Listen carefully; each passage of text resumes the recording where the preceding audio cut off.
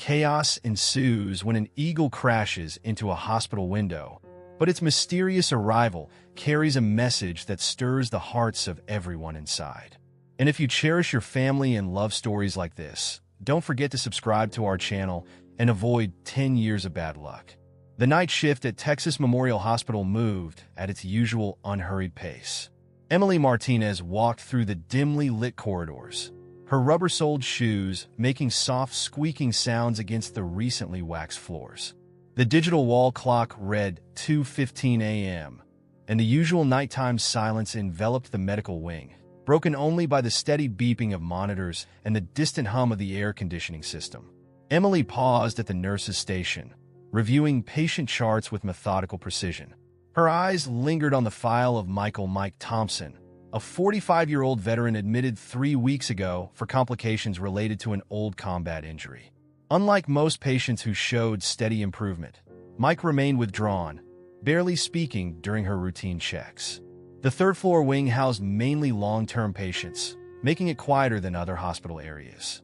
Emily appreciated these peaceful moments, using them to catch up on paperwork and check on patients who might need extra attention. She had just finished updating the last chart when an unusual sound broke through the silence. The distinct flutter of powerful wings. The sound grew louder, echoing through the corridor. Emily rushed toward its source, her heart racing as she followed the noise to Mike's room. Other patients began stirring, some calling out in confusion. As she reached the doorway, she stopped abruptly, her hand frozen on the handle. Through the large window, which had been left partially open to combat the stuffy Texas heat, a magnificent bald eagle had entered the room. Its wingspan, easily 6 feet across, cast imposing shadows in the dim light. Instead of panic or chaos, Emily witnessed something extraordinary. Mike was sitting up in his bed, completely alert, with a look of recognition and joy she had never seen on his face before. "Liberty," Mike whispered, his voice rough from disuse but filled with unmistakable warmth. The eagle, displaying remarkable gentleness, perched on the footboard of his hospital bed. The bird's presence transformed the sterile hospital room into something almost sacred. Other patients and staff members began gathering at the doorway, drawn by the commotion. Emily remained rooted in place, watching as Mike extended his hand toward the eagle. The bird stayed perfectly still, its intelligent eyes fixed on the veteran. "She found me," Mike said, addressing Emily directly for the first time since his admission. "I never thought she'd find me here." His voice grew stronger as he began sharing his story, revealing how he had rescued Liberty 2 years ago after finding her injured in the woods near his home. The eagle had a broken wing, reminiscent of his own broken spirit after returning from combat. Emily moved closer, captivated by the unfolding scene. Mike explained how he had nursed Liberty back to health, working with local wildlife rehabilitators. During those months of recovery, he found purpose in caring for the injured bird. Once Liberty could fly again, she would visit him regularly, becoming a symbol of freedom and healing in his life. The connection between the veteran and the eagle was palpable. Liberty remained calm, showing no signs of distress despite the growing audience at the door. Other patients watched in amazement as Mike continued his story, sharing details about the rehabilitation process and the unexpected bond that formed between them. This moment marked a turning point in the hospital wing. The presence of Liberty had broken through Mike's isolation, creating an opening for connection and healing. Emily observed how his entire demeanor had shifted. His shoulders relaxed, his eyes brightened, and his voice gained strength. If each word, as dawn approached, Liberty showed no signs of leaving. She adjusted her position on the footboard, settling in as if she belonged there. The night shift's quiet routine had been transformed into something extraordinary, setting in motion a chain of events that would affect everyone in the hospital. Emily realized she was witnessing more than just an unusual visit from a wild bird. She was seeing the first chapter of a story about healing, connection, and the unexpected ways hope can find its way through even the smallest openings. The night that Liberty flew into Mike's hospital room became the catalyst for change, not just for Mike, but for the entire hospital community. By morning, News of Liberty's nighttime visit spread through Texas Memorial Hospital like wildfire. What started as whispered conversations among night shift staff turned into animated discussions throughout every department. Emily, finishing her shift handover, found herself repeatedly recounting the events to wide-eyed day staff members. Dr. Sarah Chun, the hospital's chief of medicine, initially expressed concern about having a wild bird in a medical facility. However, after reviewing security footage and seeing the remarkable interaction between Mike and Liberty, she recognized something special was unfolding. Following consultation with wildlife experts and hospital administration, she made an unprecedented decision. Liberty would be allowed controlled visits, provided proper safety protocols were established. The hospital's atmosphere underwent a subtle but significant transformation. Patients who normally kept to themselves began wheeling their chairs into the hallway near Mike's room, hoping to catch a glimpse of Liberty during her visits. The bird's appearances remained unpredictable, yet she somehow seemed to sense when her presence was needed most.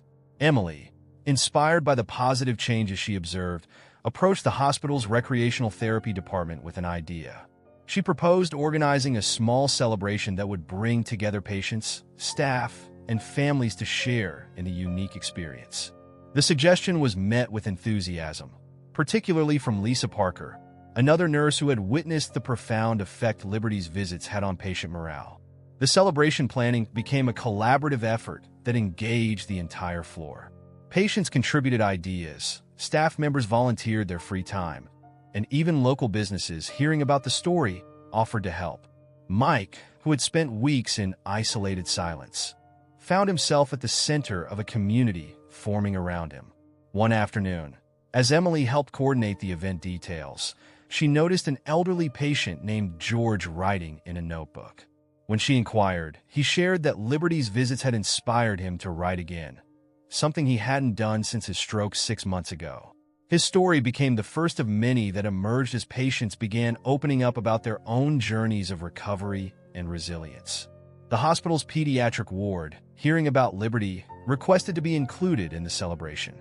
Children undergoing long-term treatment created artwork featuring the eagle, their colorful interpretations bringing brightness to the normally stark hospital walls. Their excitement was contagious, spreading optimism throughout the facility.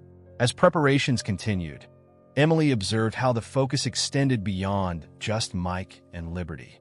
Patients began sharing their own stories of unexpected healing and hope. A young woman recovering from a car accident spoke about finding strength in seeing Liberty's healed wing. A veteran in physical therapy drew parallels between the eagle's resilience and his own recovery journey. The celebration itself took shape as more than just an event. It became a symbol of the hospital's transformed atmosphere. The usually strict visiting hours were adjusted to accommodate the gathering, and the hospital's large conference room was converted into a space where patients could comfortably gather. The walls were adorned with patients' artwork and stories, creating a gallery of healing narratives. What started as a simple idea grew into something that united different departments and levels of care. Hospital staff who rarely interacted beyond professional necessities found themselves working together, sharing ideas, and building connections. The administrative staff, initially hesitant about the unconventional situation, witnessed firsthand how this unique circumstance was fostering a more supportive and healing environment. Through it all, Liberty's visits remained unchanged, natural, unpredictable, and somehow perfectly timed. The eagle would appear, often in the early morning or late evening, bringing a sense of wonder and possibility with each visit. Her presence served as a reminder that healing takes many forms, and sometimes the most powerful medicine comes from unexpected sources. The preparation for the celebration created a ripple effect throughout the hospital, breaking down invisible barriers between departments and people. It wasn't just about an eagle visiting a veteran anymore.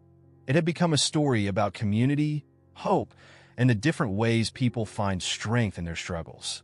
As Emily watched these changes unfold, she understood that they were witnessing something that transcended typical hospital protocols and procedures. The simple act of sharing stories and celebrating resilience was creating a new kind of healing environment, one where medical treatment and human connection work hand in hand. Lisa Parker had always been good at keeping her anxiety hidden beneath a professional exterior. For 6 years, she'd managed her duties as a nurse with meticulous precision, using routine and structure to keep her inner turmoil at bay. But watching Mike's transformation through his interaction with Liberty stirred something inside her that became increasingly difficult to ignore. During their shared shifts, Lisa found herself gravitating toward Emily's optimistic presence. One evening, as they completed their rounds together, Lisa paused at the window overlooking the hospital garden. Mike was there, seated in his wheelchair, with Liberty perched on a nearby branch. The sight of their peaceful interaction made her throat tight with emotion. "Sometimes I wonder if I'm in the right profession," Lisa confided to Emily, her voice barely above a whisper. "Everyone expects nurses to be naturally confident, to always know what to say to patients. But some days, just walking into a room feels like climbing a mountain." The admission, once started, flowed like a river breaking through a dam. Emily listened as Lisa described her daily struggles.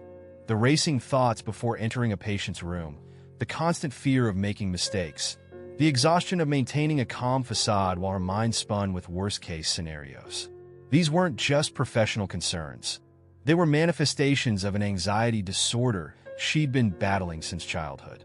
The conversation shifted their relationship from colleagues to confidants.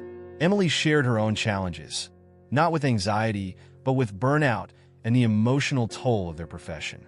Their late-night discussions during quiet moments in the ward became a source of mutual support and understanding. Inspired by Mike's example of vulnerability, Lisa began taking small steps toward change. She started with simple actions, spending an extra minute with patients, sharing brief personal anecdotes, allowing herself to be more than just a professional automaton. Each small connection built her confidence incrementally. One breakthrough moment came when she was caring for Sarah, a teenage patient struggling with depression after a car accident. Instead of maintaining her usual professional distance, Lisa shared her own experience with anxiety. The genuine connection that followed not only helped Sarah, but also showed Lisa the healing power of authenticity. The preparation for the upcoming celebration provided Lisa with unexpected opportunities for growth.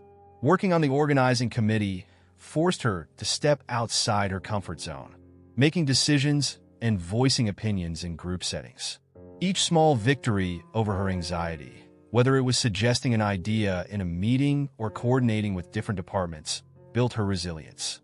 Mike's journey with Liberty became a metaphor for Lisa's own path toward healing. Just as the Eagle's presence helped Mike break free from his isolation, Lisa's gradual openness with others was helping her emerge from the constraints of her anxiety. She began to understand that vulnerability, rather than being a weakness, could be a source of strength. The change in Lisa didn't go unnoticed. Patients responded to her more authentic presence, often commenting on her gentle understanding and ability to make them feel heard. Her colleagues, particularly those who had known her for years, remarked on her growing confidence and the positive impact it had on the ward's atmosphere. During one particularly challenging shift, when a patient coded and the team rushed to respond, Lisa found herself staying surprisingly calm. The same situations that would have once sent her anxiety spiraling now felt manageable. She realized that while her anxiety hadn't disappeared, she had developed better tools to cope with it. Emily observed these changes in her friend with pride and understanding. Their friendship had become a testament to the power of mutual support and honest connection. Together, they represented a new kind of healthcare professional, one who understood that showing humanity and vulnerability could coexist with medical competence. As the hospital continued to transform around them, Lisa's personal evolution became part of the larger narrative of healing and connection that had begun with Liberty's first appearance. Her story proved that sometimes the most significant healing happens not in grand moments, but in the quiet courage of facing each day with increasing authenticity. The approaching celebration now held special meaning for Lisa. It wasn't just about Mike and Liberty anymore. It had become a symbol of how unexpected circumstances could lead to profound personal growth. She found herself looking forward to it not with anxiety, but with anticipation of being part of something transformative. The hospital's conference room had been transformed for the celebration. Sunlight streamed through large windows, catching the elaborate display of patient artwork featuring Liberty in various poses. The usual sterile hospital atmosphere gave way to something warmer, more intimate, as patients, staff, and families gathered together. Mike, positioned near the front of the room in his wheelchair, appeared both proud and uncomfortable with the attention. Liberty's presence on a specially constructed perch nearby provided him visible comfort.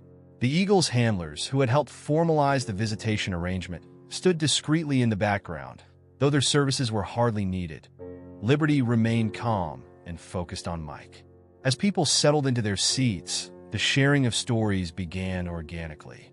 Maria, an elderly stroke patient, described how watching Liberty's visits had motivated her to work harder in physical therapy. "If an eagle can learn to fly again," she said, her voice thick with emotion, "I can learn to walk again." Her words resonated through the room, drawing nods and murmured agreement. A young man named David, recovering from a severe motorcycle accident, spoke about how the Eagle's presence had helped him cope with PTSD from his crash. His story created a bridge to Mike's experiences, leading to the moment everyone had been waiting for, Mike's own story. Initially hesitant, Mike's voice grew stronger as he began sharing his military history. He spoke of his 18 years in the service, including 3 tours in Afghanistan. The room fell silent as he described the loneliness that followed his return home, the struggle to connect with civilians who couldn't understand his experiences. "When you're over there," Mike explained, his eyes fixed on Liberty, "you learn to stay alert, to expect danger at every turn. Coming home, I couldn't turn that off. Every car backfire, every sudden movement, it all brought me back to the war zone." His hands gripped the arms of his wheelchair tightly, but his voice remained steady. The truth about his current hospitalization emerged.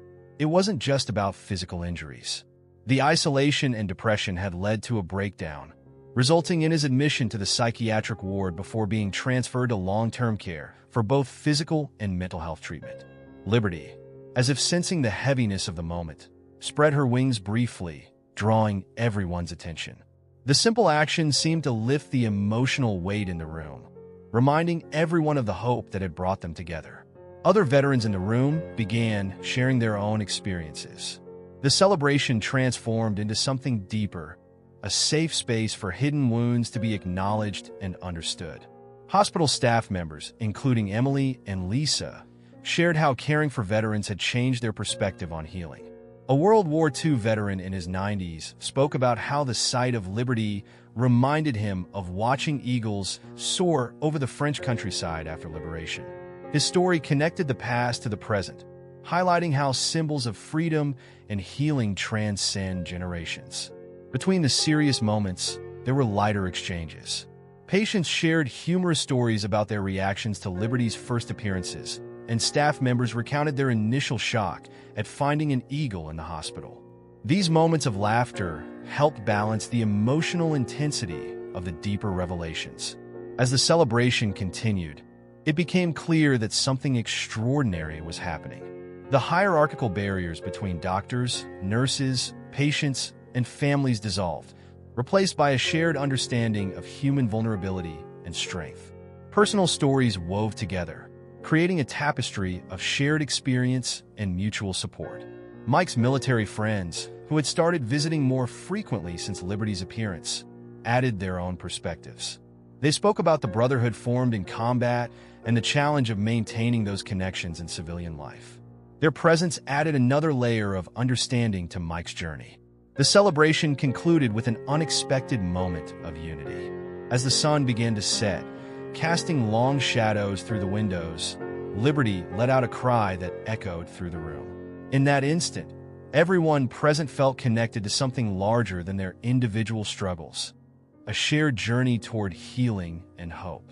The event technically ended at sunset, but its impact continued to resonate through the hospital corridors. People lingered, exchanging contact information and making plans to stay in touch. What had started as a celebration of one unusual connection had grown into a foundation for many more. The days following the celebration brought a steady stream of visitors to the hospital wing, many of them veterans who had served with Mike. Each arrival stirred mixed emotions in him. Joy at seeing familiar faces, but also tension as each reunion stirred memories he'd tried to suppress. Among these visitors was James Cooper, a former sergeant who had served alongside Mike during his second tour. Emily noticed their initial greeting, a moment of recognition followed by a tight embrace that spoke of shared experiences too deep for words.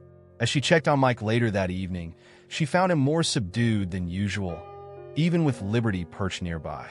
The presence of his old combat unit members began to unravel threads of Mike's past that he'd kept tightly bound. During their visits, fragments of stories emerged, tales of brotherhood forged in combat zones, of split-second decisions that saved lives, and of moments that haunted them still. Liberty's presence during these conversations seemed to provide an anchor, keeping Mike grounded when memories threatened to overwhelm him. Emily observed these interactions while maintaining her professional distance, but she couldn't help noticing how each visit left Mike both strengthened and drained. The Eagle seemed particularly attuned to these emotional fluctuations, often appearing during the most challenging conversations, as if drawn by some invisible signal of distress. Meanwhile, Lisa found herself dealing with an emergency that tested her newfound confidence.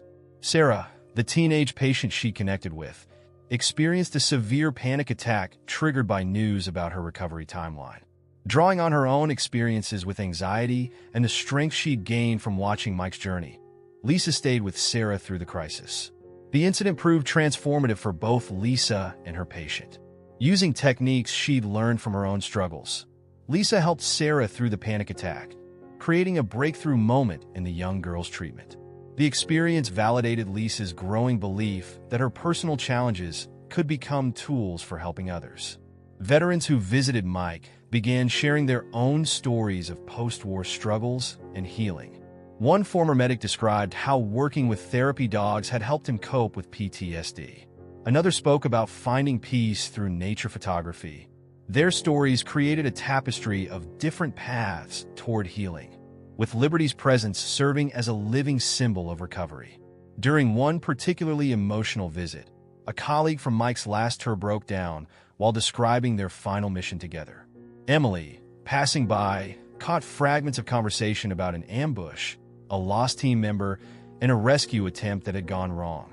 Mike's face remained stoic, but his hands trembled as he gripped his wheelchair's armrests.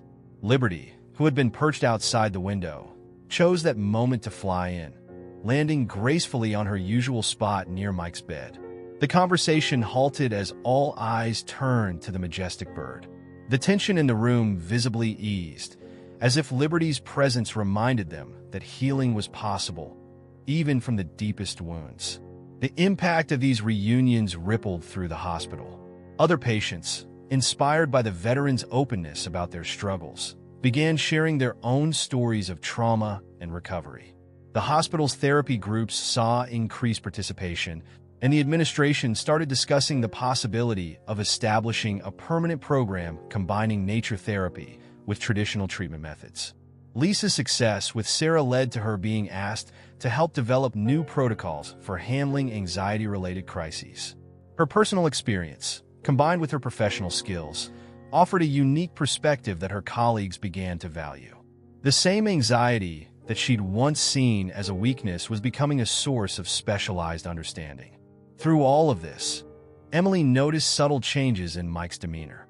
While the visits often left him emotionally raw, they also seemed to be breaking down walls he'd built around himself. He began participating more actively in his physical therapy sessions, as if reconnecting with his past had somehow freed him to work toward his future. However, there were signs that something deeper still troubled Mike. Certain names or locations mentioned by his visitors would cause him to withdraw, and some nights, the staff would find him awake, staring out the window as if waiting for something or someone. These moments hinted at parts of his story that remained untold, shadows that even Liberty's presence couldn't fully illuminate.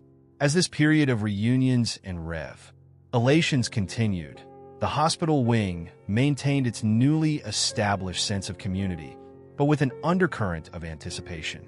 Everyone, from staff to patients, sensed that they were witnessing only part of a larger story unfolding, one that had yet to reveal its most significant truths.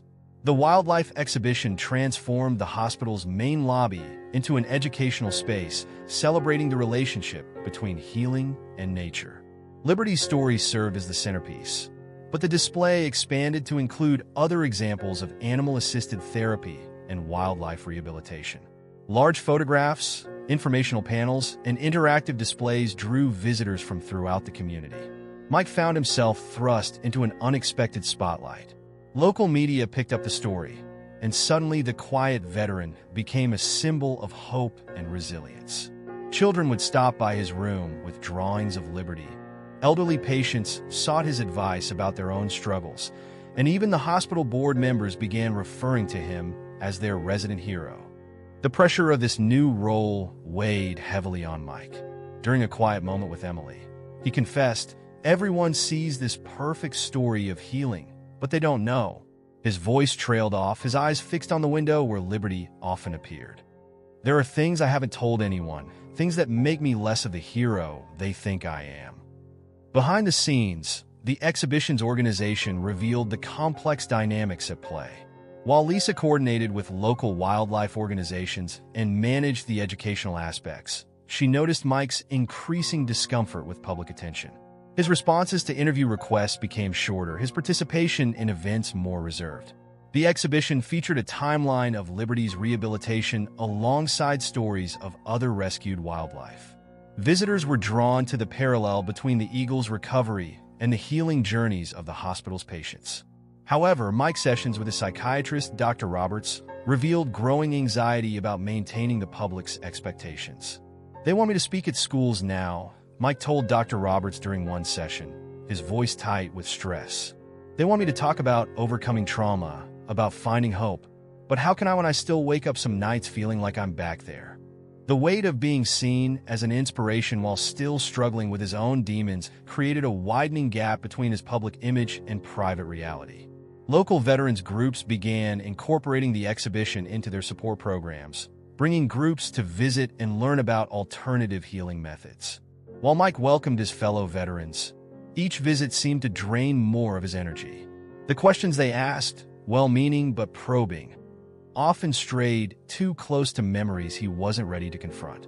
Liberty's continued visits remained the one constant that seemed to truly calm him. During these moments, when the eagle perched near his window or settled on his wheelchair's arm, Mike's facade would drop, revealing glimpses of genuine peace. Emily noticed how these brief interactions contrasted sharply with his increasingly strained public appearances. The exhibition's success led to discussions about making it a permanent installation, with plans to expand it into a full-scale therapy program. While the hospital administration celebrated this development, Mike struggled with the knowledge that his story, or at least a version of it being told, would become permanently enshrined in the institution's narrative. One afternoon, during a particularly crowded exhibition tour, Mike had a panic attack. Away from the public's eye, in the privacy of his room, he broke down. "I don't deserve this," he told Emily as she helped him through the episode. If they knew the whole truth about that last mission, about what really happened, he left the thought unfinished, but the weight of his unspoken BU.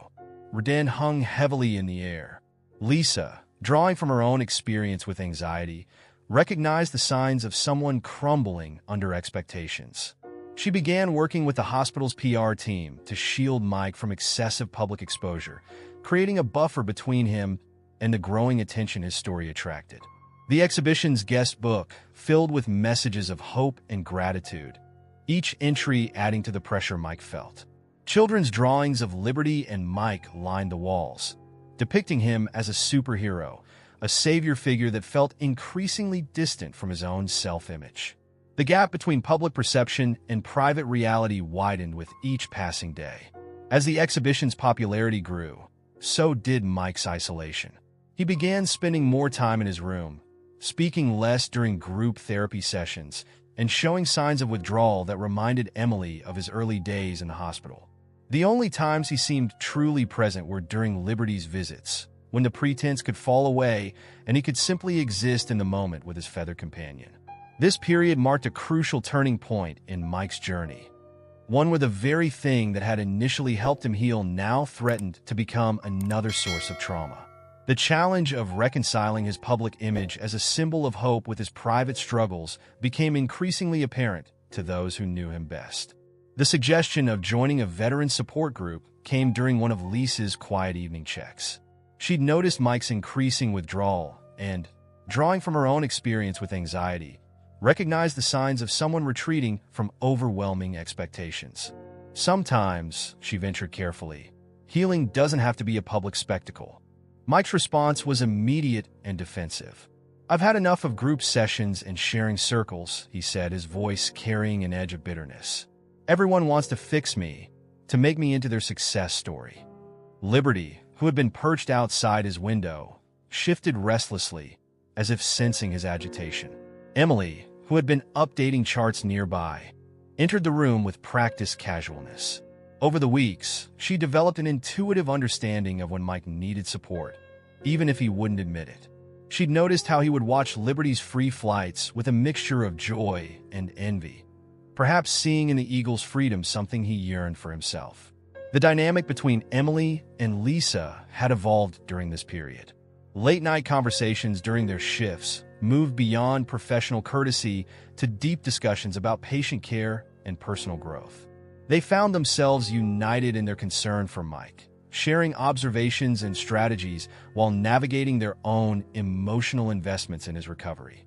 "It's like watching someone trying to heal while performing on a stage," Lisa confided to Emily during one of their break room conversations. "Every step forward is scrutinized, every setback magnified." Emily understood. She'd seen how the constant attention had begun to affect Mike's therapy sessions, making him more guarded, less willing to explore the darker aspects of his experiences. The veteran support group met in a small community center just outside the hospital grounds.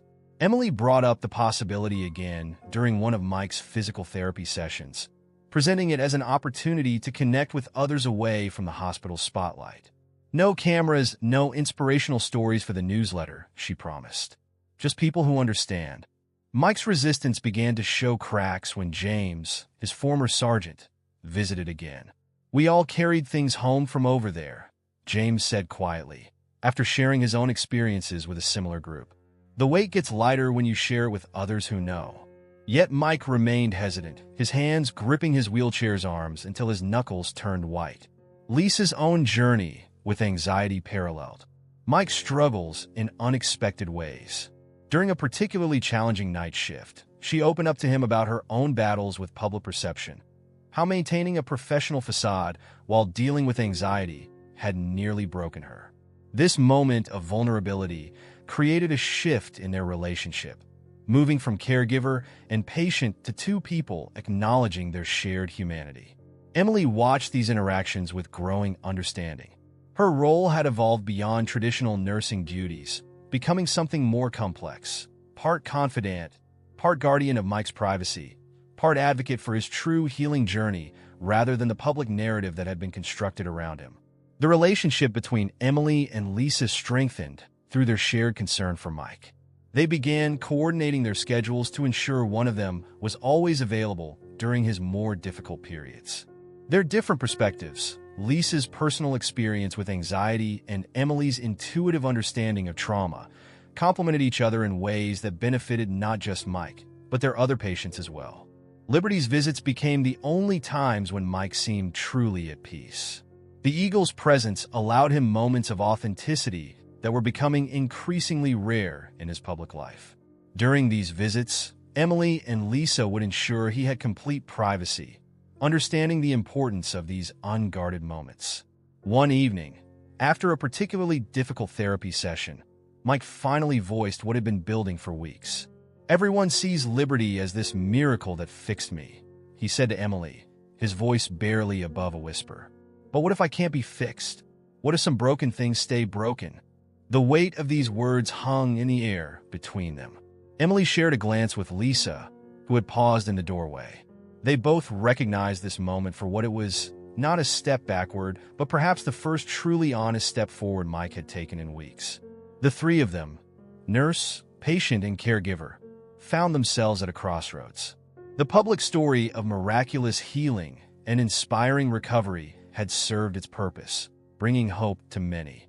But the real work of healing, they all understood, would happen in these quiet moments of acknowledgement, away from the spotlight and expectations.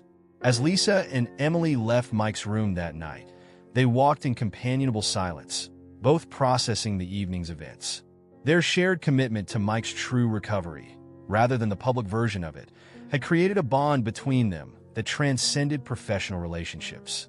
In helping Mike navigate his journey, they had unknowingly strengthened their own paths of growth and understanding. During a quiet evening shift, when the hospital's corridors had emptied of visitors and the pressure of public attention had temporarily lifted, Mike finally opened up to Emily. The confession came unexpectedly, sparked by Liberty's appearance during a particularly difficult moment of reflection. She wasn't just any injured eagle, Mike began, his voice steady but quiet. Finding her that day, I was in a dark place.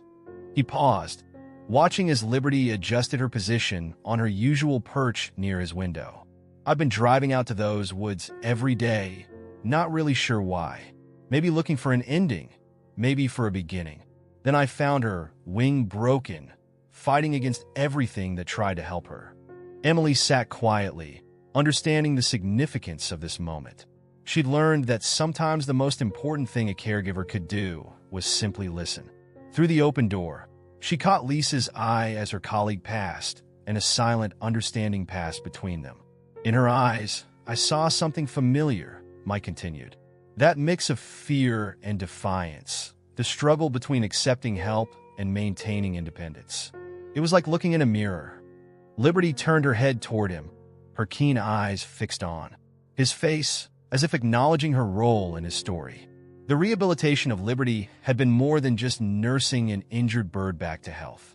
As Mike described the months of working with wildlife experts, learning about eagle behavior, and gradually earning Liberty's trust, it became clear that each step in her recovery had paralleled his own tentative steps toward healing. There were days when I thought she'd never fly again, he admitted, his voice catching. Days when her wing wouldn't extend properly, when the pain seemed too much for her. But she never gave up.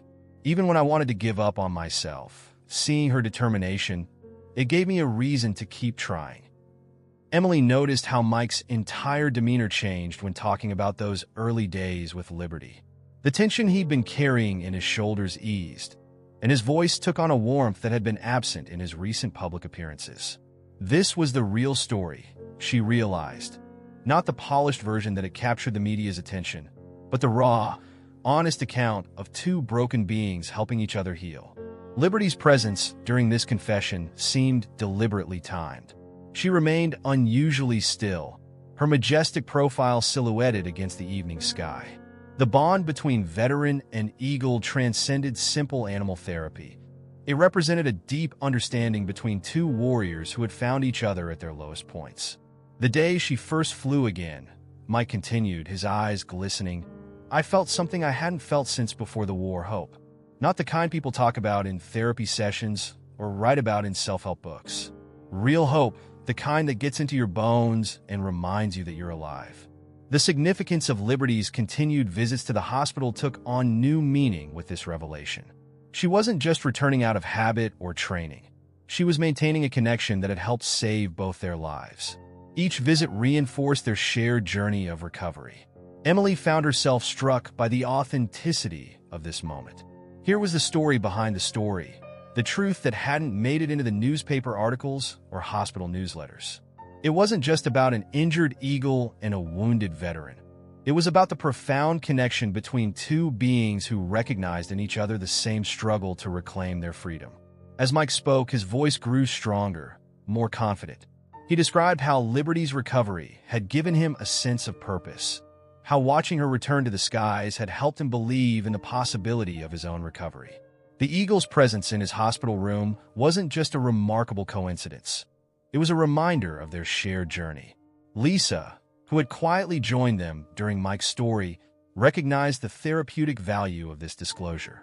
As someone who understood the weight of carrying hidden struggles, she saw how sharing this deeper truth was itself an act of healing. The evening light began to fade, casting long shadows across the room, but Liberty showed no signs of leaving. Her continued presence seemed to validate every word of Mike's story, adding a silent testimony to the power of their connection.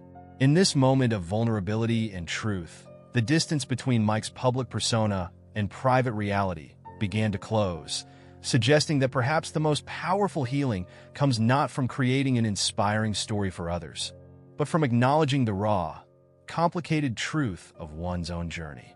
A year had passed since Liberty's first appearance at Texas Memorial Hospital. The annual celebration had evolved from a simple gathering into a community event, drawing people from across the state.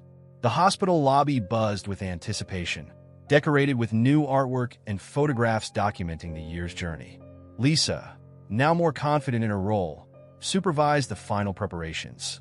She'd grown considerably over the year, her previous anxiety transformed into quiet competence.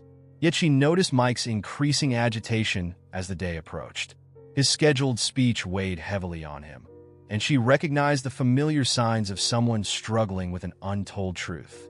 "I can't do this anymore," Mike confided to Emily during his morning check. "I can't stand up there and tell a half story." Liberty, perched outside his window, seemed unusually restless, matching his nervous energy. The eagle's behavior had always mirrored Mike's emotional state, and today was no exception. Emily, who had watched Mike's internal struggle intensify over the past year, understood that they'd reached a crucial moment. "Maybe it's time to tell the whole story," she suggested gently. "The real story, not just the parts people want to hear." The preparations for Mike's speech became a source of visible stress. During therapy sessions, he began drafting his words only to crumple the paper in frustration. The carefully constructed narrative that had inspired so many now felt like a burden, a beautiful lie that obscured a more complicated truth. Lisa, drawing from her own journey of authenticity, spent time with Mike discussing the courage it takes to be vulnerable. "Sometimes," she shared, "the story people need to hear isn't the perfect one, it's the true one." Her own scheduled speech about anxiety and professional growth felt somehow intertwined with Mike's struggle. As the day of the celebration arrived, the hospital filled with familiar faces from the past year. Veterans who had shared their stories, patients who had found hope in Liberty's visits, and staff members who had witnessed the transformation of their workplace. The weight of their expectations was palpable. Mike sat in his wheelchair near the podium, watching as Liberty soared outside the large windows. Her free flights had always stirred something in him: envy, hope, and now, perhaps, determination. The eagle's presence seemed to give him strength, even as he prepared to risk everything by sharing his complete truth. When Lisa took the stage to speak about her journey, her words resonated through the quiet room.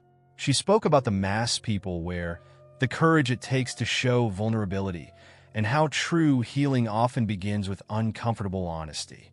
Her story set the tone for what was to come, though few in the audience realized it.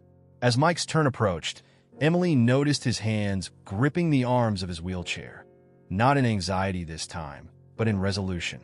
Liberty, as if sensing the magnitude of the moment, landed on her designated perch near the podium, her presence both a comfort and a challenge.